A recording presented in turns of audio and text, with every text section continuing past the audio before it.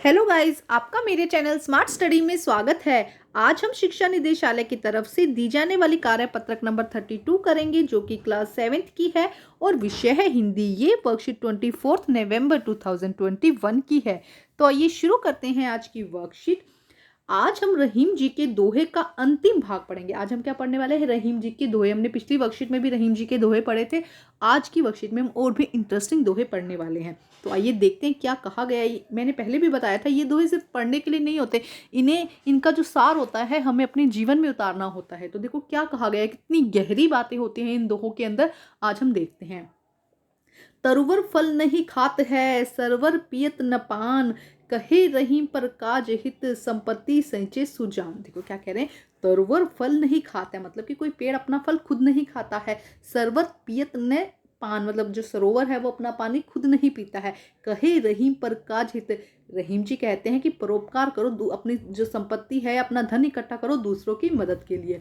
तो प्रसंग हम व्याख्या सुनते। देखो रहीम जी परोपकारी पुरुषों का महत्व बताते हुए कहते हैं कि व्याख्या देखो क्या है, जिस प्रकार पेड़ अपने फल स्वयं नहीं खाते, तरवर फल नहीं खाते है। तरवर मतलब कि पेड़ अपना फल स्वयं नहीं खाता है।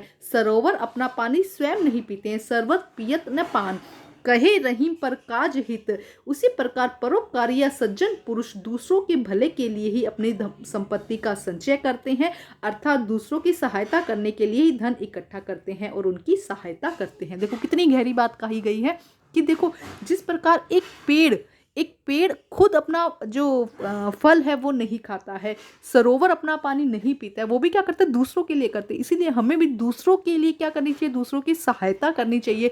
और अगर हमारे पास कुछ धन है और जिससे हम दूसरों की सहायता कर सके तो हमें ज़रूर दूसरों की सहायता करनी चाहिए। अब हम देखते हैं नेक्स्ट दोहा। थोथे बादर क्वार के, ज्यों ही रहीम घर हाथ, धनी पुरुष निर्धन भये, कहे पछीली बात। देखो क्या कह रहे हैं, रहीम जी घमंडी पुरुषों के बारे में बताते हुए कह रहे हैं, घमंडी पुरुषों के बारे में बताते हुए कह रहे हैं कि जिस प्रकार क्वार के महीने में, सितंबर और अक्टूबर के महीने में बादल सिर्फ गरजते हैं, बरसते नहीं हैं। देखो थोथे बादर क्वार के, मतलब क्वार के बादल, क्वार के जो मौसम में जो बादल होते हैं वो थोथे होते हैं, मतलब खाली होते हैं, सिर्फ क्या करते हैं? गरजते हैं, बरसते नहीं हैं। जो रहीम घर हाथ, धनी पुरुष निर्धन भये, कहे पछीती बात। उसी प्रकार धनी पुरुष निर्धन हो जाते हैं। जब धनी पुरुष, जो घमंडी पुरुष है, वो क्या हो जाते हैं? निर्धन हो जाते हैं। वह अपनी संपत्ति के दिनों की, सम्मान की बातें, घमंड की बातें करते हैं। मतलब देखो चाहे वो निर्धन हो गए लेकिन वो अपने सम्मान की, अपने घमंड की या अपनी संपत्ति की बातें अभी भी करते हैं।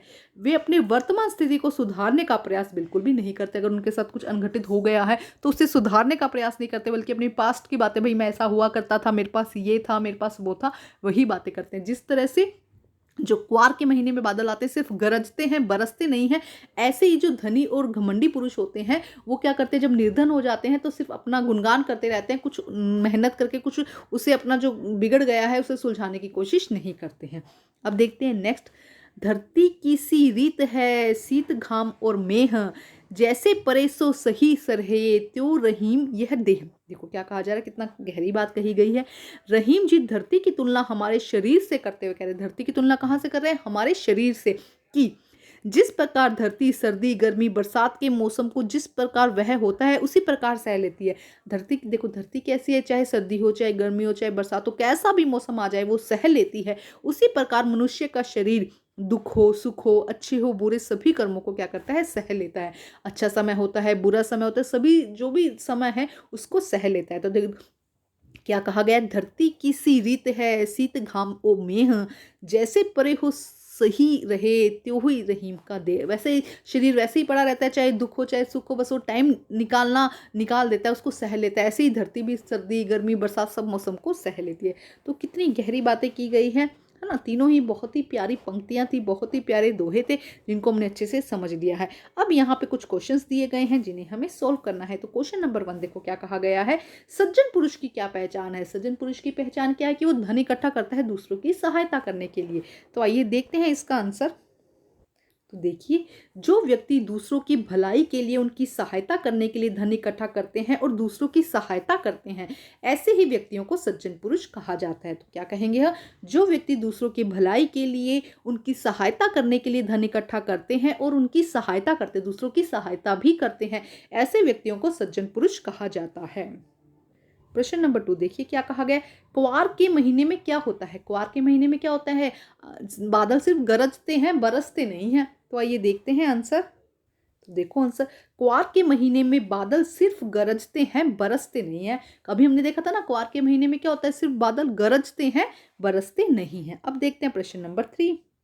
प्रश्न नंबर 3 में देखो क्या कहा गया है। धरती बादल शब्द के तीन तीन पर्यायवाची बताने हैं आपको। धरती के, बादल के आपको तीन तीन पर्यायवाची बताने हैं। तो देखो क्या आंसर होगा। धरती, वसुधा, जमीन, पृथ्वी और भू, ये सब क्या है, पृथ्वी या धरती के पर्यायवाची हैं। बादल के मेघ, घन, जलधर, जलद, ये सब क्या है, बादल के पर्यायवाची है। तो आपको तीन पर्यायवाची, मैंने यहाँ चार पर्यायवाची दे दी। आप चार चाहे तो चार लिख दीजिएगा, तीन चाहे तो तीन, जैसे भी आपको ठीक लगता है। अब हम देखते हैं नेक्स्ट क्वेश्चन। प्रश्न नंबर 4 देखते हैं। रहीम जी ने धरती और हमारे शरीर में क्या समानता बताई है? देखो धरती पे चाहे बरसात, गर्मी, सर्दी सबको सह लेती है, उसी तरह हमारा शरीर भी दुख हो, सुख हो, सबको सह लेता है। तो आइए देखते हैं आंसर। तो देखिए आंसर में क्या है। जिस प्रकार धरती सर्दी, गर्मी, बरसात सभी मौसम को सह लेती है, उसी प्रकार हमारा शरीर भी सुख दुख, अच्छे बुरे समय को सह लेता है। देखो क्या लिखा गया है, एक बार फिर से पढ़ती हूँ। जिस प्रकार धरती सर्दी, गर्मी, बरसात सभी मौसम को सह लेती है, उसी प्रकार हमारा शरीर सुख दुख, अच्छे बुरे समय को सह लेता है। अब हम देखेंगे लास्ट क्वेश्चन। प्रश्न नंबर 5 देखो क्या कहा गया। परोपकार का अर्थ है दूसरों की सहायता करना। बच्चों, क्या आपने कभी किसी पर परोपकार किया है? विस्तार से लिखिए। क्या आपने कभी किसी पे परोपकार किया है? ऐसा कुछ भी काम जिससे आप दूसरों की सहायता की हो। परोपकार का मतलब है ना दूसरों की सहायता करना। तो यहाँ पे वही लिखना है कि क्या कभी आपने किसी की सहायता करते हुए की है, तो उनको अपने शब्दों में लिखना है। तो आइए देखते हैं किस तरह से आप यहाँ पे आंसर लिख सकते हैं, लेकिन आपको एग्जैक्टली वही आंसर लिखना है जो आपने दूसरों की मदद की हो। तो आइए देखते हैं आंसर। तो देखिए आंसर। एक बार विद्यालय से लौटते समय रास्ते में मैंने एक छोटे से बच्चे को रोते हुए देखा, जो शायद अपने घर का रास्ता भटक गया था। फिर मैंने उसकी सहायता की और उसे उसके घर तक पहुंचाया, जिसमें मुझे बहुत ही ज़्यादा खुशी मिली। मतलब ये देखो मेरी बात है, मैं एक दिन आ रही थी, तब एक्चुअल में क्या हुआ, एक बच्चा रो रहा था, उसे घर का पता नहीं चल रहा था, तो मैंने बड़ी मुश्किल से पूछ के उसको घर तक पहुंचाया। उसके पेरेंट्स भी बहुत खुश हुए, वो बच्चा भी बहुत खुश हुआ, और उनसे ज़्यादा खुशी मुझे हुई, क्योंकि दूसरों की सहायता करने पर बहुत ज़्यादा अच्छा लगता है। तो इस तरह से ये अपने शब्दों में आप इस तरह से कुछ भी लिखिए कि आपने कभी किसी की मदद की है क्या।